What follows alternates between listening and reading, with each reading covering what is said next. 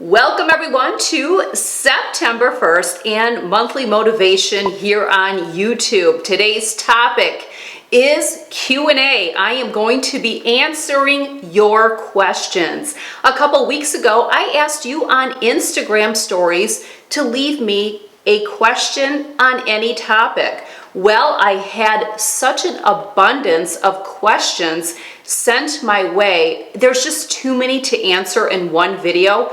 We would be here for a very long time. So today we are going to only tackle the lifestyle questions, and I will come back a couple times later this month, maybe later this week or next week, and cover another category or topic. So no worries, your questions will be answered, but today it's going to be lifestyle only. A portion of today's video is sponsored by Skillshare. You may recall me talking about them in the past. I am loving the new skills I have learned and the areas I have improved upon by using this platform. Skillshare is an online learning community with classes for everyone. You can learn to draw, you can improve your phone photography skills, or even learn how to become an influencer. The month of August was extremely busy for me with my daughter's wedding. She got married less than 2 weeks ago, so I didn't have as much time to dedicate to Skillshare classes. But what I love about this platform is the classes are short and easy to follow. The phone app makes it even easier to use. Last month, I took Simon Sinek's class about sharing ideas to inspire action. You may know Simon from his famous book and his highly watched TED Talk, Start With Why.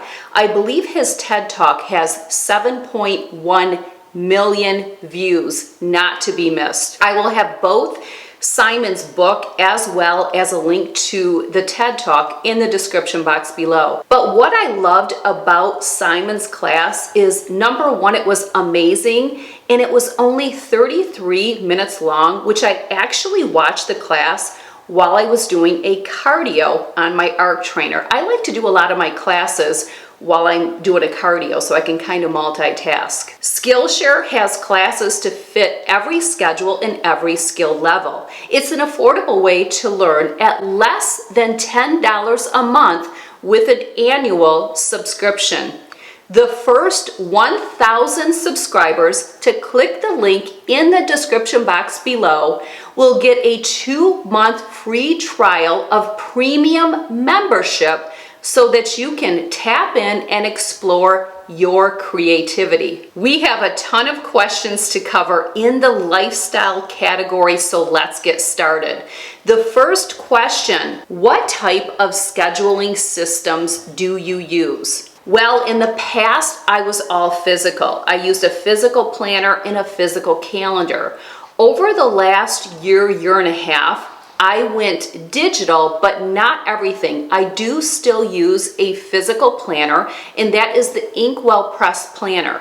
The only thing I use my physical planner for is to track my workouts and my walking, and if I'm tracking my clean eating, which most of the time I do, I will track that there. The other thing that I use my physical planner for is to track all my different streams of income, because I get paid by several different sources, and I like to write the amounts that go in each day, and then I color code them. And if you've watched previous videos of mine, you know all about my color coding. I also use Google Task. That's where my task list is for every single day. So I no longer write my tasks out. They always go into Google Task, and many of them are reoccurring. I do a lot of coaching to help people create systems. It's very difficult for me to share on a YouTube video how I use all of my systems. Another reason is a lot of personal information is there, so for me to go hide it so that I can do a video takes a lot of time. A lot of my clients work with me on their systems and planners and tasks, and we use Zoom and I share my screen. So once you're working with me, that's where I can really help you because I know everyone is going to want to see it. But yes, physical planner, Google Tasks for my tasks, and that's both personal, family, business. All my tasks go in one area. I also use Google Keep, and that would be like what your Post-it notes would be. So if you have Post-it notes all over the place with different things, or you're keeping track of something or creating a list, that's where I use Google Keep. And then of course my Google Calendar, I have a lot of calendars inside my Google Calendar and they're all color coded. I share some of my calendars with family, with my business manager, with the other coaches, with my editor, because it's our way of communicating.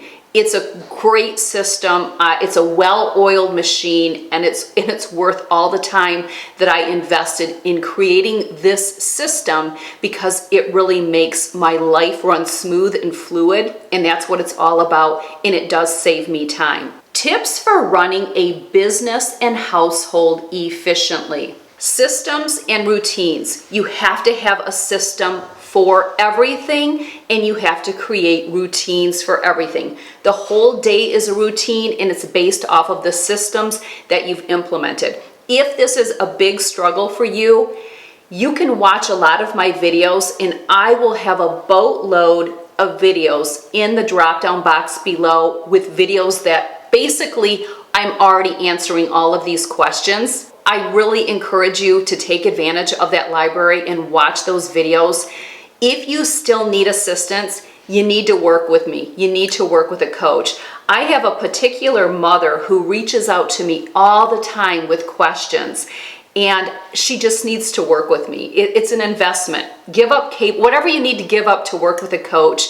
It's going to be worth it, because once your systems are created, then maybe you can phase out of coaching because now you have it. But if you can't get the system together and the routine together on your own and you need assistance, I would love to help you with that. What is the best planner for organizing daily life and business in one? The best planner is the planner that you will use, that you will stick to. It's kind of like a diet. One of the questions that will be coming up when I do the Q&A video on diet and exercise, how do you know what's the best diet for you? Very simple. It's the one that works. It's the one you stick with. Same with a planner. I can't tell you what would be the best planner for you. If we're working one-on-one, I can help you navigate that. We can talk about what it is that you need, what all is going on in your life, how many people are you taking care of? Because if you're a mom, you also have the children, the husband,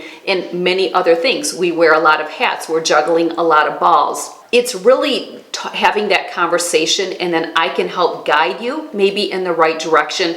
But the best planner for you is the one that you will stick to using. There's so many people that have tons of planners and they're beautiful, they just don't use them, and they don't need to be pretty. Don't fall into the planner community. Who has time for that? Often the people that are getting all fancy dancy, they're not working. They're not outside of the home working or juggling family and employment. They're just in the home, and maybe they have more time. So don't get caught up in all that competition. It's never worth it. It won't serve you. How to optimize our time? Well, I really just covered that. All of these questions all intertwine. The answer is the same. Systems and routines will optimize your time. Tips or steps on holding yourself accountable. It's the same thing. If you have a task list like I do in Google Tasks, I have to check off those tasks. If I can't get to something,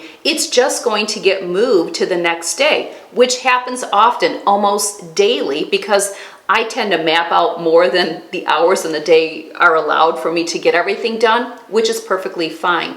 But it's really looking at that list and saying, what's the order of priority here? What needs to get done first? Don't forget, everything's important, but not everything is urgent. You have to be able to identify what is urgent and what is still just important, because that's going to go to the bottom of the list. I click and drag all the time and put my tasks in order, which really is just going to take us into the next question, which hopefully will tie up this whole section about optimizing our time, creating systems and routines. How do you maintain your focus and stay on task when trying to stick to a schedule/routine? It's everything that I just shared with you. So basically, my answer to all of these questions are going to be the same. Let's tackle one more question. How to prioritize what areas to work on when you seem overwhelmed because you have so many. That's where your task list is handy, and you want something where you can shift things around. Generally, what happens with a task list is we're looking at it periodically throughout the day. If you go to the toolbar on my laptop, the very first open window on that toolbar is my task list. Then I have the calendar. Then I have a second calendar because I like to see a couple different months at a glance in a pinch. Then I have my Google Keep. It's always lined up that way so I can toggle back and forth as I'm working. I'm doing a lot of things. I'm wearing many hats and juggling a lot of balls. So I'm constantly going back to my Google Tasks and looking at, well, I have a 15-minute window. What can I knock out on my task list? And what is the priority here? What needs to get done? Don't forget, organize tomorrow, today. So part of seeing what's urgent is, am I set up for tomorrow as well? Yes, you need to get everything done that is required of you today, but you also want to plan for tomorrow, because otherwise what happens is we're on autopilot and we're constantly just putting out fires. Now, in the drop-down box where I have that video library, I cannot tell you how many videos are linked that cover everything we just talked about. Everything. My suggestion is throughout this week, this first week of September, you marathon those videos, and there's a good chance you're going to have a system that you can put in place. If not, there will also be a link to get coaching with me, and we can help you put something together. How to time block, organize a day for a stay-at-home mom. Cleaning, errands, self, and home. Same concept, but what I would say is run your errands all on the same day. And I talked about this in a previous Q&A video, which I will have linked below as well. I linked 2 videos that are just like this. They're a Q&A that I did for a monthly motivation.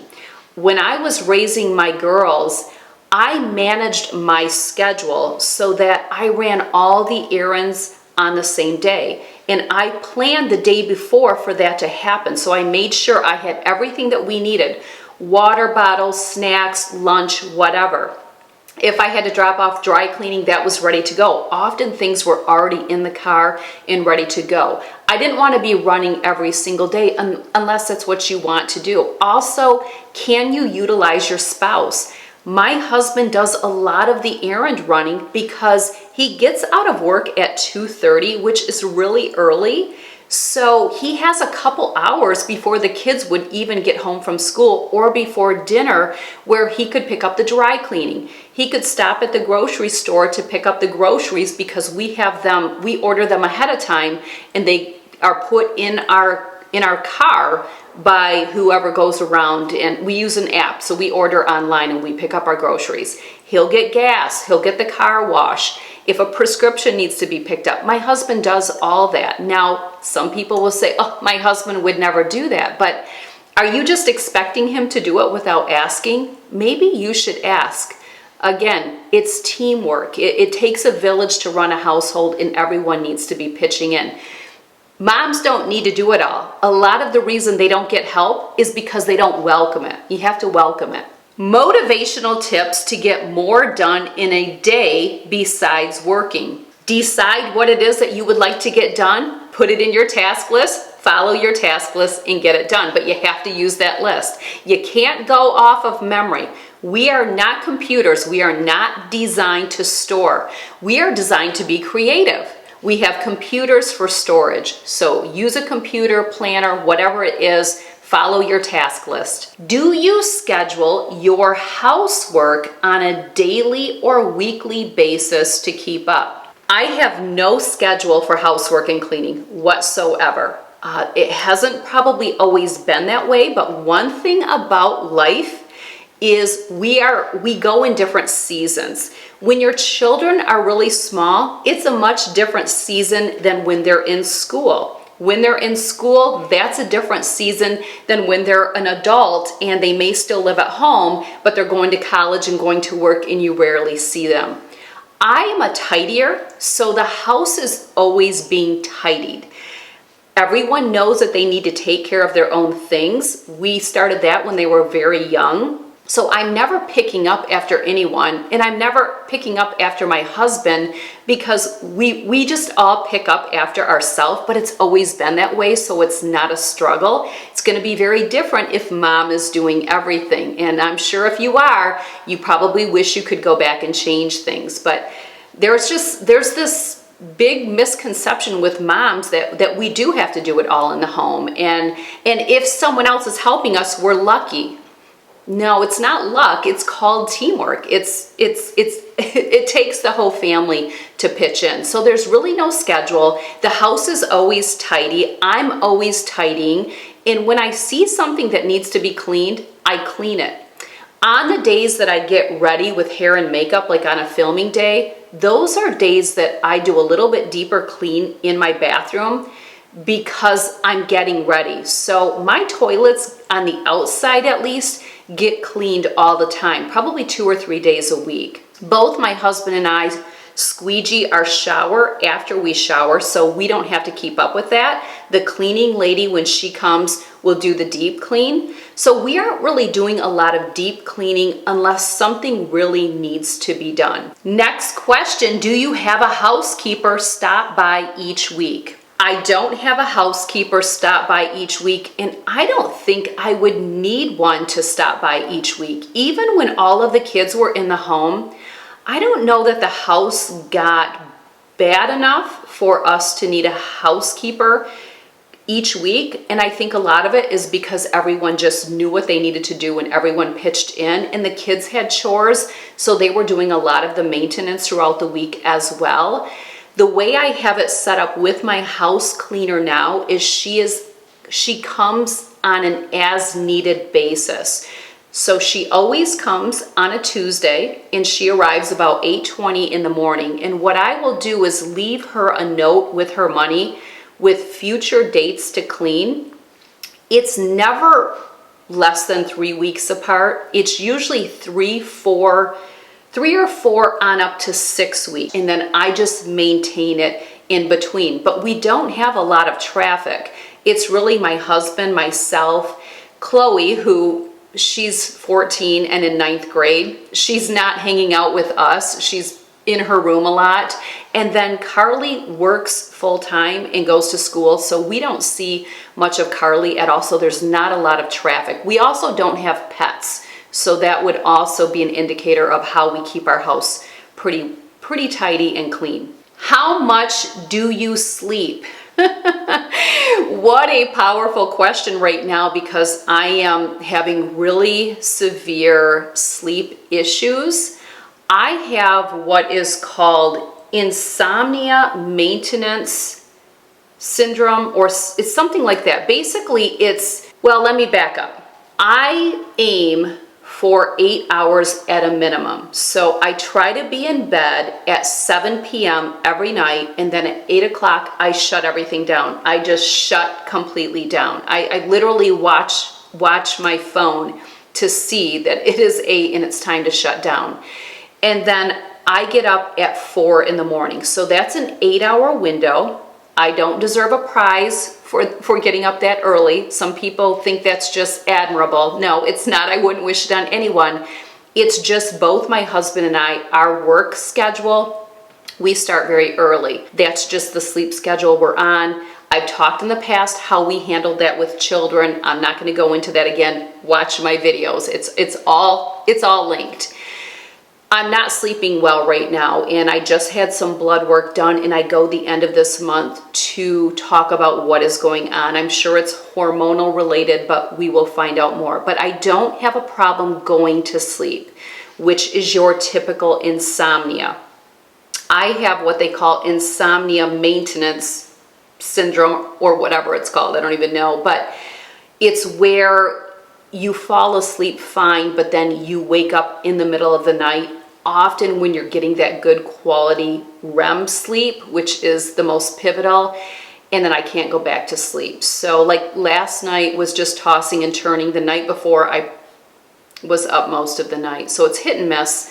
But yes, 8 hours. 8 hours is what I go for. 9 would be ideal, and I'd like to eventually get to that. Any habits you've decided doesn't serve you and have stopped or changed it.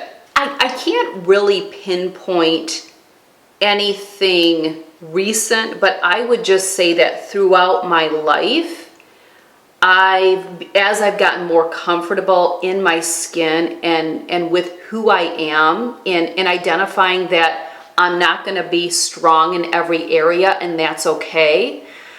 Maybe perfectionism. I would say way back in the day, I had more of the perfectionistic traits. And over time, and it's probably been about a good 10 years, maybe even longer, I identified that that really didn't serve me. That's too much to keep up with. And I slowly got away from that. And now I'm kind of the complete opposite, which sometimes doesn't serve me as well. I wish I could maybe get a little bit more where I care about things and want things to be nicer.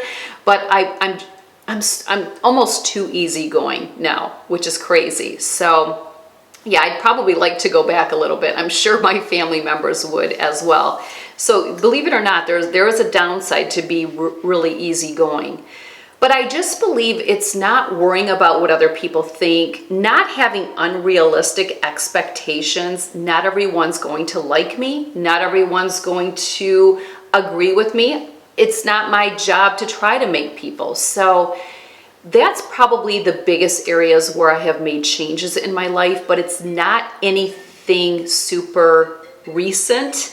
It's been kind of a work in progress for probably 10, 12, maybe 15 years. What do you do if you can't find a job for several months? Well, I would IDS it. I would identify, discuss, and solve the issue with myself. I would try to figure out what am I doing currently to search for a job. And if I'm not getting the results I'm looking for, what do I need to do differently? I wouldn't give up. Often it's just information. It's a conversation to have with ourselves. And when I say IDS, you want to identify what's the issue here. You want to have this discussion with yourself or maybe someone else that you're working with that's helping you to find employment. Maybe you have an accountability person that can say, hey, have you tried this? Let me look at your resume. And then you come to some conclusion to solve it. What happens in a lot of situations in our life is we lose steam or we give up because we think that whatever the issue is outside of us. And that's really more victim thinking, and we talk about that all the time in my videos when I talk about the Energy Leadership Index. I'll have a link to that in the description box as well.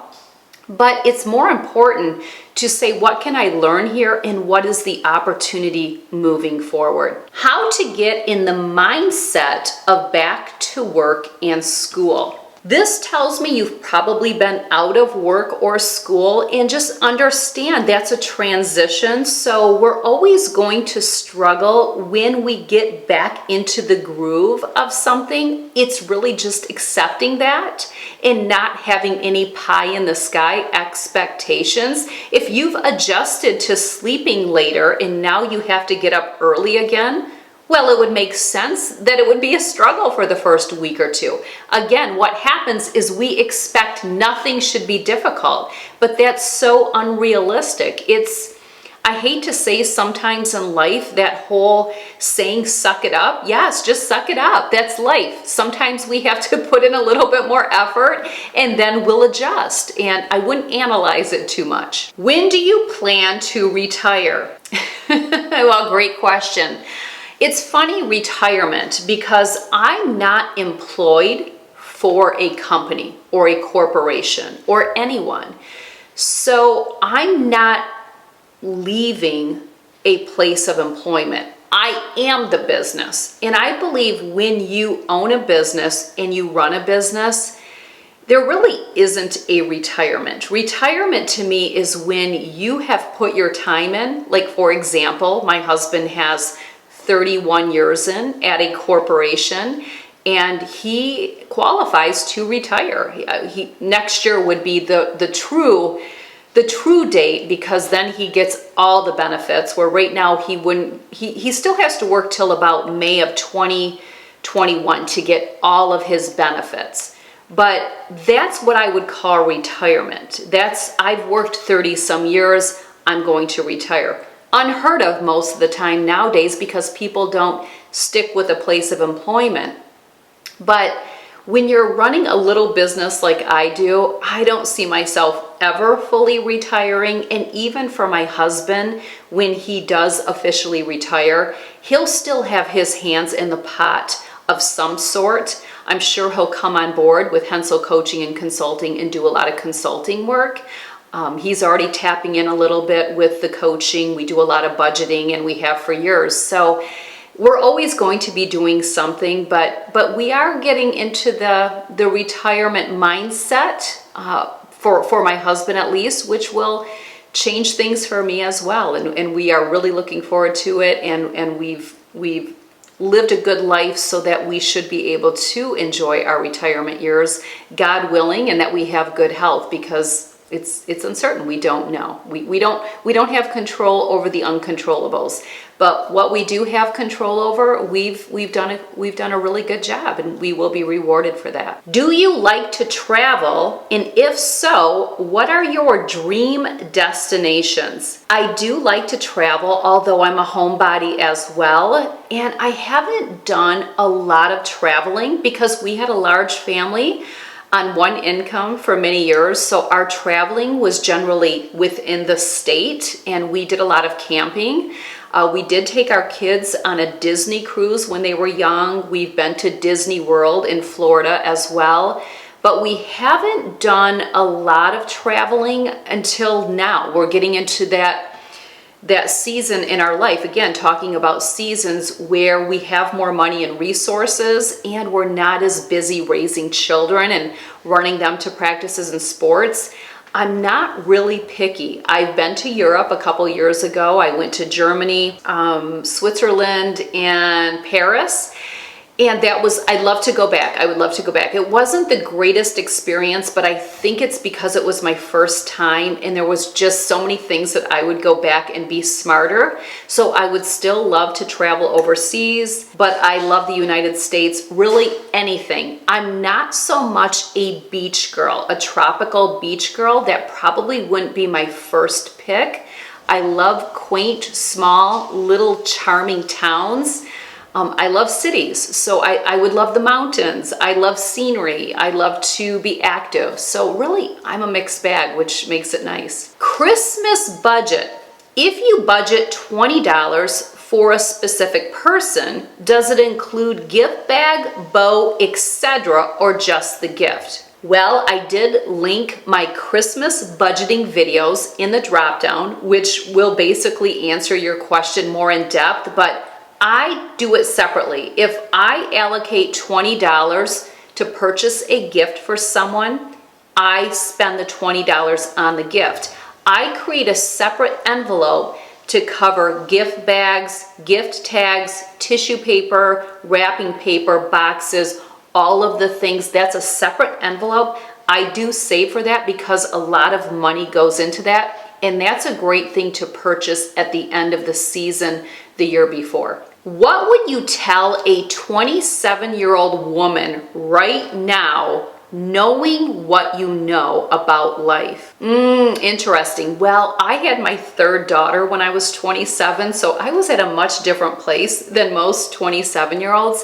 But if I had a 27-year-old in front of me asking me that question, and let me just share, my oldest daughter just recently, last month, turned 27. I would say get really comfortable with who you are. Know what you believe, what you think, and what you feel, and take responsibility for that, as well as learning to take responsibility for your actions.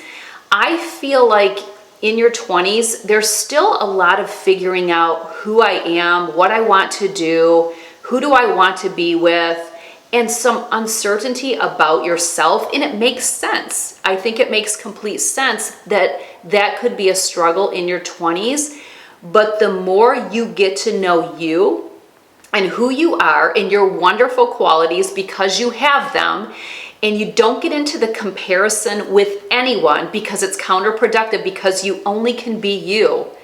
Love yourself, love those qualities. Tap into whatever your great qualities are. Understand you're not going to be good at everything, and other people may be good in that. It's really staying clear of comparing, and just get really comfortable with who you are. Learn to love yourself and be okay with that unapologetically. And the last question, which is really similar to the one I just shared, is can you share about things you wish you knew in your 20s? Specifically sex, love, friendships, career, etc. Yes, I can share. And we're going to start with the first one, sex. We're coming right out with it.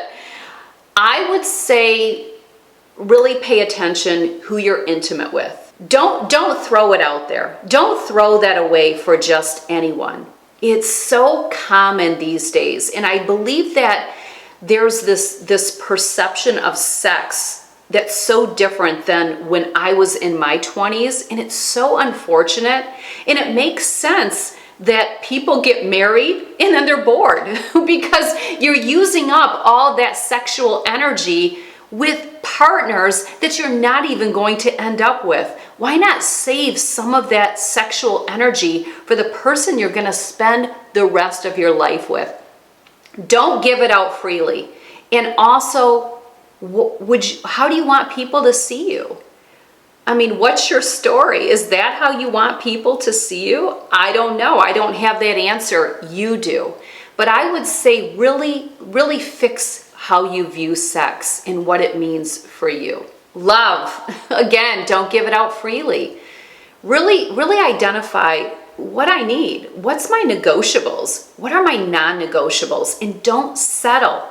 Don't settle. If you're in a relationship and it's stressful when you're dating, a lot of people in their 20s believe that that's, relationships are difficult. No, no. Married, paying a mortgage, getting the groceries, paying the bills, who's taking the kids to practice, who's packing the lunches, who's changing the diapers, that's stressful. So if you're in a relationship when you're in your 20s and it's stressful, that stress is for you to identify. If you're feeling it, it's a conversation to yourself. What is this telling me? Well, it's probably telling you that it's not working, and you can't change or fix anyone. You only have you. That's why, let's go back to the previous question. Get to know you, what your thoughts are, what your beliefs are. Don't be persuaded to fall into following everyone. Everyone believes this. Is that really what you want to believe, or are you just falling prey? Back to love, though. Really know who you are and what you're not willing to nudge on, and then don't nudge. And don't ever think that you're going to fix someone to mold to you, because it'll never happen. And if you're stressed, it's probably because you see potential in someone, but they're just not fitting your mold. Well, there's a reason for that, and it's probably a sign that you need to move on. Friendships, again, don't give it out freely. If you're a worthy friend and you have great traits and characteristics to give, don't settle for someone who doesn't give that back. It should be that tossing of the ball. And I'm not even going to expand because I just did a video, 10 essential traits to a good friend, and I challenge you in that video to ask yourself, am I showing up with these characteristics and traits? So it's a two-part video. It's what am I showing up with, and then what are my friends bringing to me, and is this what I really deem a friendship? So again, don't give any of these things out freely, but you have to have confidence with yourself to not settle. Because when you have confidence, you don't settle for things that don't serve you. When you go down the rabbit hole of low self-esteem, that's when you'll see that you're settling. You're settling, well, this is the best, this is all I can get. No, you can always get what you choose to get. You can always get what you choose to get. Career, don't settle. Don't give it out freely. This is a great time in your 20s to really figure out what your career is. If you are educated in a specific or technical field, that's probably going to direct what your career is going to be. Not necessarily. We get to make changes. There's no hardcore rules. But I have a wonderful video, Job, Career, Purpose, or Passion. Check that video out. That'll clue you in maybe a little bit and help you navigate that. But this is a great time to figure out what your career is going to be.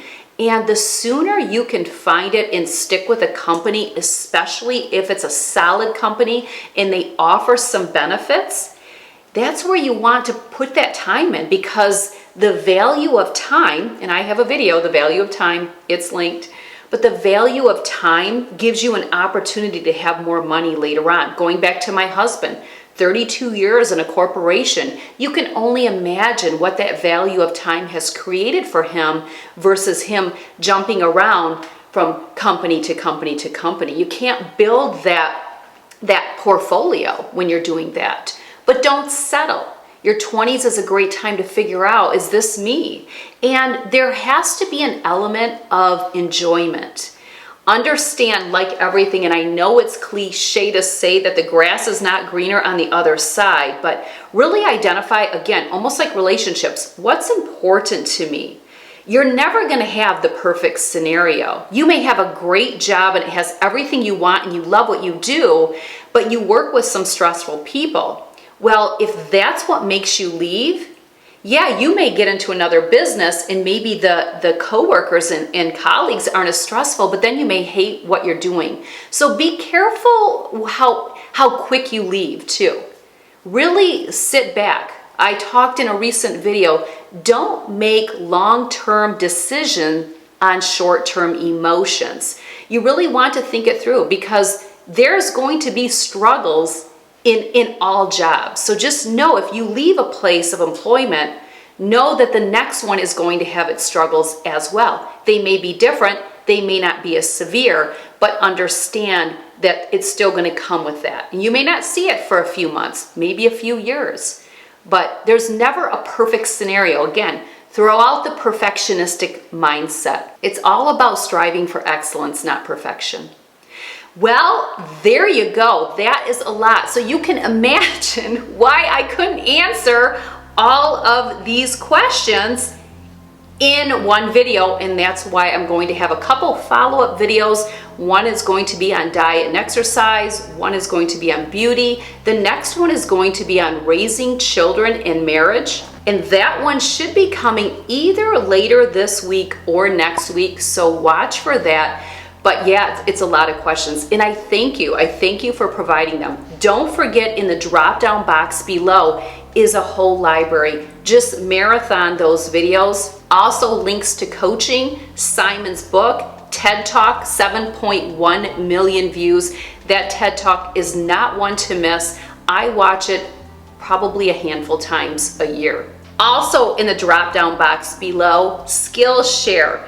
Don't forget, the first 1,000 subscribers to click that link will get a 2-month free trial of premium membership so that you can learn something new, tap in, and explore your creative side. Love the Skillshare classes. All right, thank you for joining me I'll see you Friday right here on YouTube, maybe with the other Q&A on children and marriage, or maybe something else. I don't know, but I'll see you on Friday. Have a good one.